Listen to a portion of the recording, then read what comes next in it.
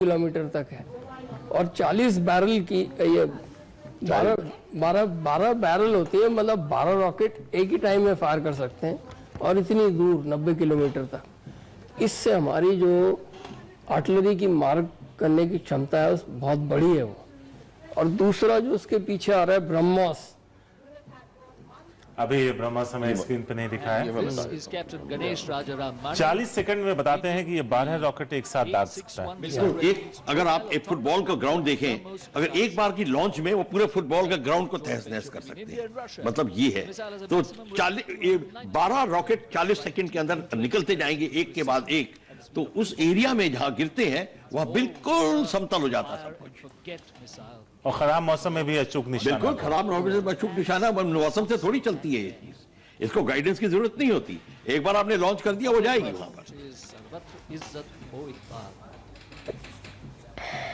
तो इससे बचने का बहुत मुश्किल है, इससे कोई दुश्मन बच नहीं सकता। एक बार इसकी फायरिंग शुरू हो जाए फिर सब नेस्ता नबूद हो जाता है। डेजर्ट कम्युनिकेटर्स का ट्रांसपोर्टेबल सैटेलाइट टर्मिनल, ये भारतीय सेना को अत्याधुनिक संचार प्रणाली ट्रांसपोर्टेबल सैटेलाइट सिस्टम है, सेना का अत्याधुनिक संचार प्रणाली। इसके बारे में अगर आप देखिए, सैटेलाइट सिस्टम, सैटेलाइट से इंफॉर्मेशन जब आती है टैक्टिकल बैटल एरिया की, तो हर एक जगह किस सेक्टर में क्या हो रहा है वो हर एक कमांडर को पता चल जाता है।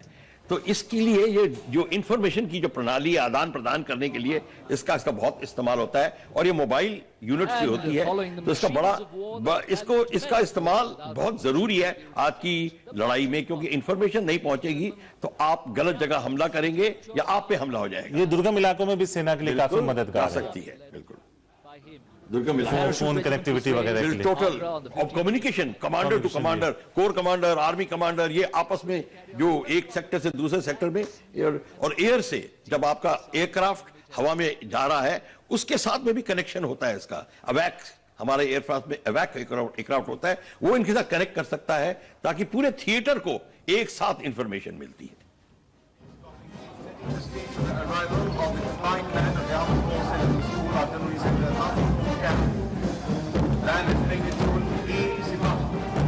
आर्मर्ड कोर्स सेंटर एवं स्कूल तथा artillery centre Nashik road camp का संयुक्त बैंड धुन बजा रहा है वीर सिपाही।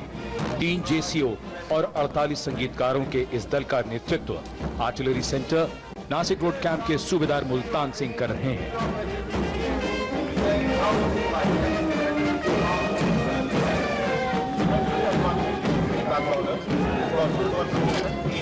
Now, going past the saluting base, the marching contingent of the Punjab Regiment, Captain Dharmender Singh Chauhan is leading this contingent of 3 Punjab Battalion. सबसे पुरानी रेजिमेंट है ये। Motto of the regiment, by land or sea, and India the war army की cry. सीनियरमोस्ट, मतलब सबसे पुरानी है ये। और इसका जो सिग्नल है वो जहाज है, क्योंकि जब सबसे पहले फौजियों को बाहर भेजा गया था तो इस रेजिमेंट को बाहर भेजा गया था समुद्र के द्वारा, तो इनका जो चिन्ह है उसके ऊपर शिप बना हुआ है और यही इसका स्तंभ लगा है साउथ ब्लॉक के बिल्कुल सामने। अगर आप देखें तो वहां पे इसका इनका युद्ध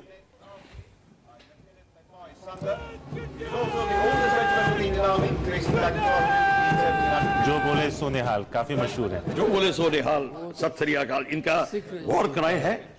ये वॉर क्राई बहुत दिल को दहलाने वाला होता है जब दुश्मन इसको सुनता है।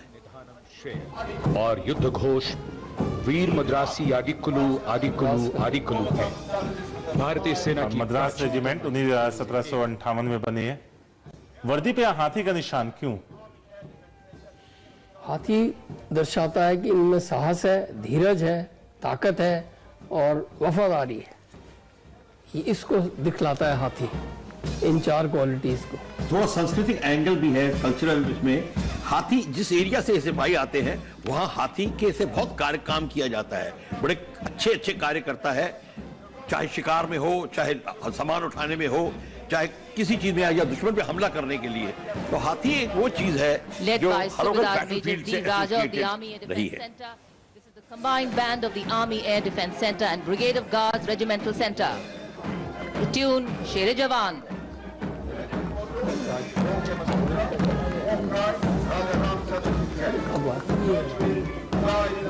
राजपूताना राइफल्स के इस दस्ते का नेतृत्व कर रहे हैं 5वीं बटालियन के कैप्टन युवा वीर काद्यान। रेजिमेंट को प्रथम विक्टोरिया क्रॉस जीतने का राजपूताना राइफल्स की भी अगर हम बात करें फर्स्ट तो वर्ल्ड वॉर काफी में जी जो पहला विक्टोरिया क्रॉस मिला था वो राजपूताना राइफल के एक सिपाही थे जिनका नाम था मोहम्मद दाद खान। अच्छा उनको मिला था ये first Victoria cross first world war में। उस टाइम ब्रिटिश इंडियन आर्मी के हिस्सा थे हम, मतलब हमारी आर्मी ब्रिटिश के लिए लड़ाई करने को गई थी फर्स्ट वर्ल्ड वॉर में।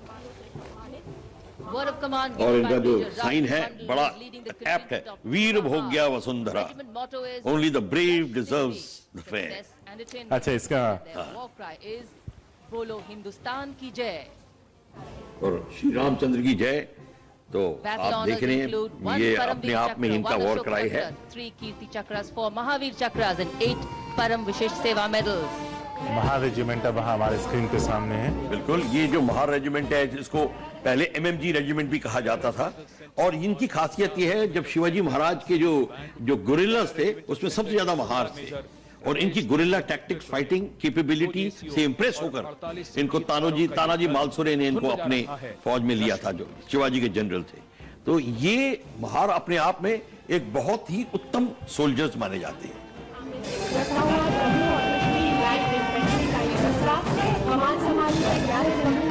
And this is the contingent of 11 Jammu and Kashmir Light Infantry Regiment. A smart salute there by Lieutenant Abhishek Mahajan, who is commanding it. The regiment is unique in its racing. आतंकवाद विरोधी अभियानों में इसकी अच्छी भूमिका रही है जम्मू कश्मीर ये लाइन इनकी राइट बहुत अच्छी रही है। सूबेदार बाना सिंह जिनको कि परमवीर चक्र मिला था सियाचिन में, वो भी इसी रेजिमेंट के हिस्सा हैं, And the war cry, Jammu and Kashmir light infantry.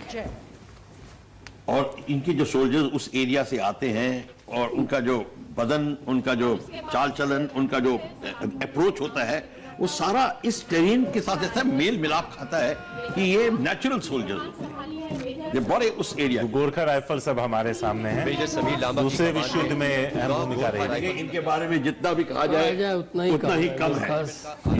क्या हुआ था कि 1836 में गुरखज ने हमारा, जहाँ से मैं आता हूँ, गढ़वाल इलाका, गढ़वाल कुमाऊं पे हमला कर दिया और उस पर कब्जा कर लिया। तो महाराजा गढ़वाल जो थे उन्होंने ब्रिटिश से सहायता मांगी कि साहब आप गुरखज को निकालिए। ब्रिटिश ने कहा ठीक है हम निकाल देंगे उनको, लेकिन आधा गढ़वाल हमारे पास रहेगा। तो गुरखज को वहां से हटा दिया, आधा गढ़वाल उस जिसका नाम ब्रिटिश गढ़वाल था वो इनके पास आ गया, और जो टीरी गढ़वाल था वो महाराजा गढ़वाल के पास आ गया। तो पर अंग्रेज ने ये देखा कि वो ये लड़ाई करने में बहुत तेज है ये गुरखज। प्रादेशिक सेना अब स्क्रीन पे है। combined bands of Maratha Light Regimental Center and Rajput Regimental इसमें Center. Dhoni, Kapil led by और मोहनलाल Sardar कर्नल हैं। ये टेरिटोरियल आर्मी है। जो टेरिटोरियल आर्मी सिटीजन्स फोर्स भी मानी जाती है, और इसमें जो लोग जाते हैं वो अपना सिविल काम भी करते हैं और समय समय पर आते हैं और फौज के साथ में काम कार्यक्रम करते हैं। ये एक बहुत अच्छा सिस्टम है। पहले एयरफोर्स में ऑक्सिलरी एयरफोर्स भी होती थी, वो डिसकंटिन्यू हो गई, पर ये टेरिटोरियल आर्मी एक अपने आप में मेरे हिसाब से बहुत उचित स्टेप है। धोनी की नाम ले रहे हैं आप, कपिल देव का नाम ले रहे हैं, वो सब इसके अंदर कमीशन है। तो मेरे ऐसे जनरल थपलियाल भी बताएंगे कि टेरिटोरियल आर्मी हर जगह इनकी फॉर्मेशन में भी शायद अटैच रही होंगी। देखिए लड़ाई के अलावा ये और भी कई काम करते हैं, जैसे कि इकोलॉजिकल टास्क फोर्स भी है टेरिटोरियल आर्मी की। और अगर आप मसूरी गए हैं तो आपने देखा होगा मसूरी का पूरा इलाका इन्होंने हरा भरा कर दिया, जो कि पहले बिल्कुल खराब हो गया था माइनिंग की वजह से, उसको इन्होंने रेस्टोर कर दिया। अब नेवल बैंड जा रहा है। First class and the melody Jai Bharati.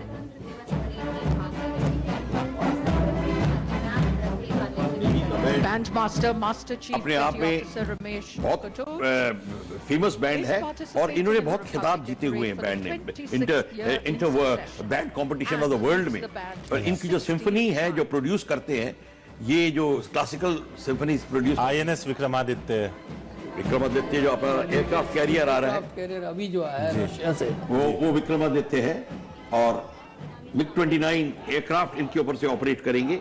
खास मिग 29 जो स्पेशल बनाए गए हैं इनके इस पे ऑपरेट करेंगे। इसका नाम था एडमिरल गोरशकोव जो रशिया से आया है, तो ये वही है। उसका नाम बदलकर यहाँ पे विक्रमादित्य करेंगे। इंडियन मिलिट्री कॉलेज के पूर्व छात्र प्लाटून कमांडर सब लेफ्टिनेंट मनप्रीत सहनपाल, लेफ्टिनेंट विदिशा पांडे और सब लेफ्टिनेंट चेतन कुमार AL भी क्या हैं। पूछ रहे थे, मॉडर्नाइजेशन के साथ साथ हमारी परेड का जो चिन्ह है, जो चित्र है, वो बदलता जाता है। तो ये जो परेड होती है ये बहुत जरूरी है कि अपनी मॉडर्नाइजेशन और इम्प्रूवमेंट को दर्शाए लोगों के लिए, तो ये अपने आप में बहुत उत्साह पैदा करती है। Over the years, the submarine operations have come in scope and complexity, and today the Indian Navy operates nuclear-powered submarines which have greater punch and reach and can operate underwater for longer durations.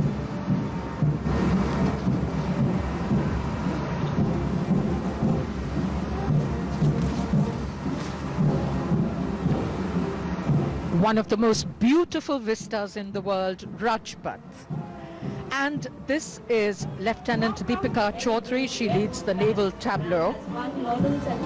Indian Navy maritime security through self-reliance. And this naval tableau depicts a scaled-down model, of course, of a submarine, one of the most potent and deadly military platforms in the arsenal of the Navy. And over the years, the submarine operations have grown in scope and complexity. जी अरिहंत जो submarine जो हमने लिया है वो Russia से, अब Russia से चक्रा लिया है, अरिहंत हमने बनाया है। और ये जो सबमरीन है ये एक ऐसा स्टेप हमने उठाया है कि इसके बाद नेवी को पीछे नहीं देखना पड़ेगा अगर इसको हम कंटिन्यू करें। न्यूक्लियर सबमरीन अपने आप में एक जिसको कहते हैं फोर्स मल्टीप्लायर होता है, वो है न्यूक्लियर सबमरीन। जमीन के पानी के नीचे से फायर कर सकती है और रेंज बहुत होती है इसकी, आणुविक शक्ति से चलती है। जी परमाणु पनडुब्बी कहते हैं इसे। परमाणु पनडुब्बी। इसकी सबसे बड़ी खूबी ये है कि जो इंडोरेंस है वो बहुत ज्यादा, मतलब ये पानी के अंदर बहुत दिन तक रह सकती है। दूसरी सबमरीन जो कन्वेंशनल सबमरीन्स हैं वो नहीं रह सकते, उनको आना पड़ता है ऊपर पानी के ऊपर, इसलिए उनको दुश्मनों को डिटेक्ट कर सकता है, इसको नहीं कर सकता। कितने वक्त तक ये लगातार अंदर पानी में रह सकती है, इसका कुछ ये ड्यूरेशन है? देखिए अमेरिकन सबमरीन 6 महीने से 6 महीने, ज्यादा अंदर 3 to 6 months, काफी लंबा हो। बहुत लंबा होता है। अब वायुसेना का बैंड, का बख्शी साहब बताएंगे। बख्शी साहब आपका। नहीं मैं वायुसेना से तो हूं, पर मैं आपको बता दूं कि वायुसेना में जो जितने बदलाव आए हैं, क्योंकि वायुसेना में सबसे ज्यादा महंगा सामान आता है, तो इसलिए वायुसेना अपने आप में, और जिस फौज के पास वायुसेना नहीं होती लड़ाई में वो हारती है। जीत के लिए वायुसेना बहुत जरूरी होती है, जैसे आप दिखाएंगे। और हमारे पास इस समय जो सामने आ रहे हैं झांकियां आएंगी, टाइगर मॉथ की जैसे आ रही है, ये सबसे पहला ट्रेनर विमान था, बाईप्लेन है। अच्छा। और जिसने टाइगर मॉथ ने उड़ान भरी है उसी का वही सोचते हैं कि उस पायलट का जीवन सफल हुआ है, क्योंकि इससे बढ़िया उड़ान आपको कभी मिलेगी नहीं। टाइगर मॉथ अब नहीं रहा, पर कई कंट्रीज में अभी भी है, हमारे म्यूजियम में है, एयरफोर्स म्यूजियम में टाइगर मॉथ है, और हमारी विंटेज फ्लाइट में अभी भी टाइगर मॉथ है। टाइगर मॉथ के साथ में एक नया जहाज दिखा रहे हैं जो ट्रेनर आया है, वो पिलाटस P7 जी स्विट्जरलैंड से आया है। और हमारे जो बेसिक ट्रेनिंग का स्टैंडर्ड अब बहुत हाई हो गया है, क्योंकि अब हमें ये आधुनिक ट्रेनर जो मिला है पिलाटस P7 बहुत अच्छा है। और इसके साथ ही में आ रहा है तेजस लड़ाकू विमान। He's from the Army Ordnance Corps, leading the DRDO Defense Research and DRDO Design का Organization देश का contingent. पहला हल्का लड़ाकू विमान। वही है, उसकी बात हो रही है। Tejas this is LC light combat aircraft, और हालांकि देर में आया है, पर देर में आया, दुरुस्त आया, और ये अपने आप में बहुत उचित विमान है।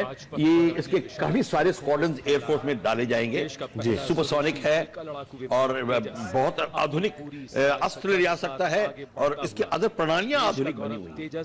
चौथी पीढ़ी का अति उन्नत फोर्थ जनरेशन या चौथी पीढ़ी का इसको जहाज मानते हैं। ये मिग 21 को टोटली रिप्लेस कर देगा। तो ये विमान आएगा बेसिकली, क्योंकि हमारे मिग 21 पुराने हो रहे हैं, उसको रिप्लेस करना था, ये प्लानिंग थी। हालांकि इसमें देरी हो गई थोड़ी, बिकॉज हमारे को लोगों ने सामान देना बंद कर दिया, वो अमेरिका के साथ में जो हमारा जो प्रॉब्लम हो गई थी 1998 में न्यूक्लियर वेपन्स के बाद, जी उसके कारण